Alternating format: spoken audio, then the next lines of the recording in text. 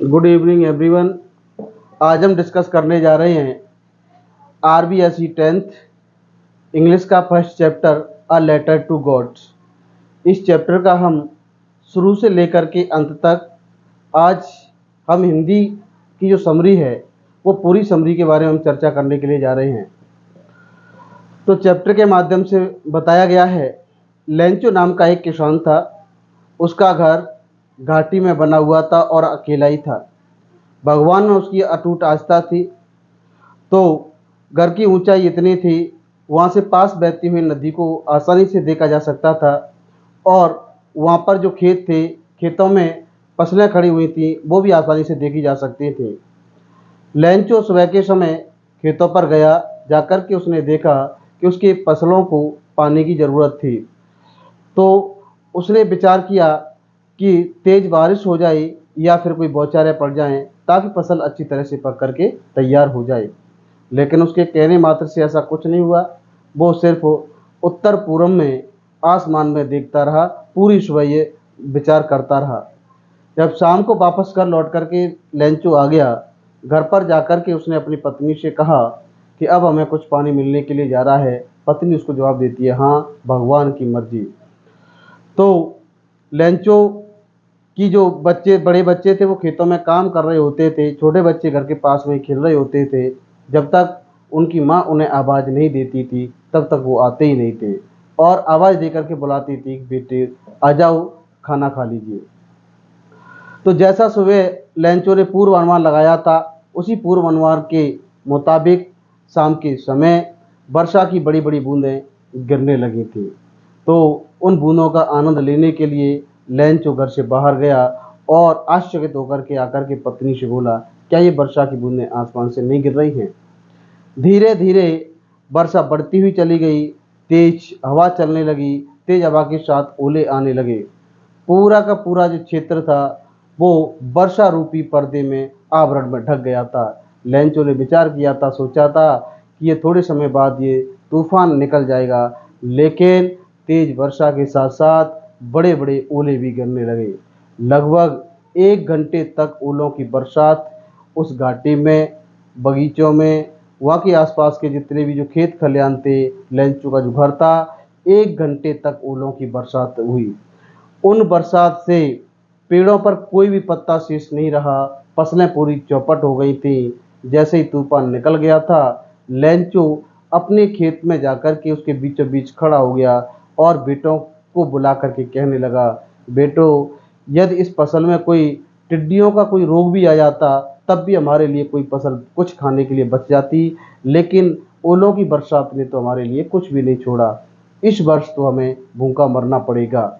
Lencho को अब एक ही आस रह गई थी कि घाटी में कोई उसका पड़ोसी नहीं था जो उसकी मदद कर सके। अब तो ईश्वर की आस थी कि भगवान हमारी सहायता कर सकता है, क्योंकि लेंचो को ये सिखाया गया था भगवान हर जगह निवास करता है और उसकी आंखें सब कुछ देखती हैं।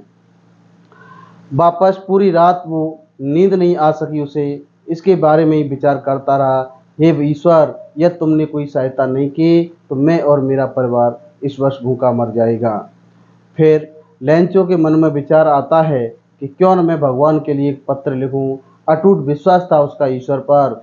तो वो पोस्ट ऑफिस जाता है। पोस्ट ऑफिस जाकर के भगवान के लिए एक पत्र लिखता है और उसमें लिखता है, हे ईश्वर, आप मुझे 100 दे दीजिए, क्योंकि ओलों की बरसात ने मेरी फसल को तबाह कर दिया है। मेरे पास अपने परिवार के पालन पोषण करने के लिए अनाज नहीं है, तो कुछ पीसोज का मैं अनाज खरीद लूँगा और कुछ पीसोज का मैं बीज ला करके अपने खेतों में दोबारा से बुवाई कर दूंगा।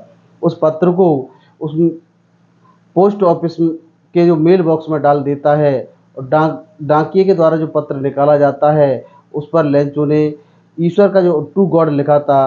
तो डाकिया उस पत्र को देख करके हंसता है और हंसते हुए उस पत्र को पोस्ट मास्टर के पास ले जाता है।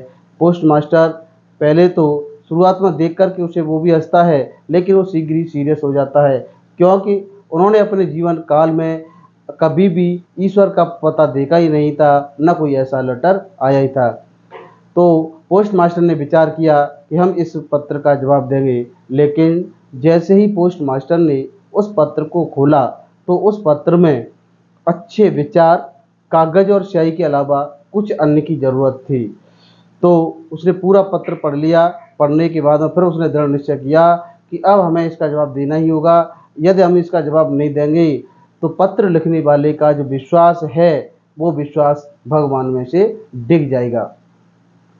पोस्ट मास्टर ने जो पोस्ट ऑफिस के जितने भी जो कर्मचारी लोग थे उन सभी कर्मचारियों की सहायता ली और खुद अपनी सैलरी में से कुछ पीसोज दिए। कुल मिलाकर के उसने 70 पीसोज इकट्ठे किए। उन सभी पीसोज को लेंचो के लिए सेंड कर दिया, भेज दिया। लेंचो आता है नेक्स्ट संडे को और उस अपने पत्र को ले लेता है और लिफाफे को खोलता है। लिफाफे में पोस्ट मास्टर ने एक कागज़ रखा हुआ था, उसमें सिर्फ एक साइन हो रहा था गॉड, और उसके अंदर 70 पीसोज लिफाफे के अंदर रखे हुए थे। जैसे ही लेंचो ने उस धन को गिनते ही वो क्रोधित हो गया और क्रोधित होकर के तुरंत फिर वो पोस्ट ऑफिस की खिड़की पर जाता है, दोबारा से एक कागज़ लेता है, इंक लेता है और पत्र को जो राइटिंग टेबल थी वहाँ पर फिर लिखना शुरू कर देता है। अपनी माथे पर सलवटा डालते हुए लिखता है, ईश्वर मुझे जो शेष पीसोज रह गए हैं उन पीसोज को जल्दी मेरे लिए भेज दीजिए, क्योंकि इनकी मुझे बहुत ज़रूरत है। लेकिन ध्यान रखना, इन पीसोज को आप पोस्ट ऑफिस के माध्यम से मत भेजना, क्योंकि पोस्ट ऑफिस के जो लोग हैं वो एक झूठे लोगों का समूह है, बेईमान लोगों का समूह है, क्योंकि वो पूरे धन को मेरे पास नहीं आने देते हैं। तो ये रहा इसका ओवरऑल हिंदी सारांश। तो यदि आप कक्षा 10th में पढ़ रहे हैं और इंग्लिश की एक अच्छी तैयारी करना चाहते हैं तो आप हमारे यूट्यूब चैनल से जुड़ें, चैनल को सब्सक्राइब करें, वीडियो को लाइक करें और शेयर करें, क्योंकि हम इस चैनल के माध्यम से आपको 10th क्लास की जितने भी जो इंग्लिश के ग्रामर के टॉपिक हैं, कंपोजिशंस हैं और जो बुक्स हैं, इन सभी की तैयारी हम अच्छी तरह से इस यूट्यूब चैनल के माध्यम से कराएंगे। धन्यवाद।